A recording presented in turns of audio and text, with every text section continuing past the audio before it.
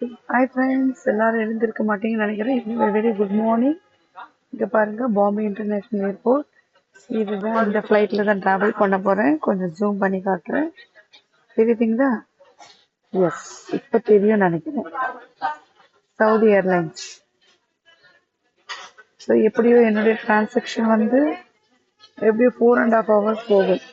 எப்படியும் போனீங்கன்னா நான் இன்னைக்கு ஒரு 3:30 தான் ரீச் ஆவேன் இந்தியன் டைம் பிரகாரம். அதர் ஆப்ஷன்ஸ் இருக்குங்களா? இதை பாருங்க, பாம்பே ஏர்போர்ட் காட்டுறேன்.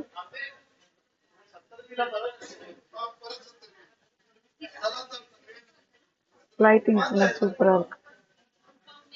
என்னன்னா உட்காரணும், படுக்கிறதுக்கெல்லாம் அந்த நம்ம சென்னை ஏர்போர்ட் மாதிரி ஃபெசிலிட்டிஸ் இல்லை.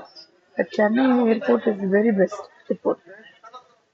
Feel comfortable. Chennai international airport எங்க ஒரு சேர்ஸ் மட்டும்தான் இருக்கே தவிர படுக்கிறதுக்கான ஃபெசிலிட்டிஸ் இல்லை. அதுக்குன்னு பேஜ் லான்ச் இருக்கு, that is not issue.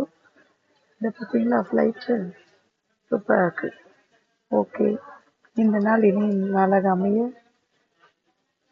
Wishes. Bye bye and happy Pongal.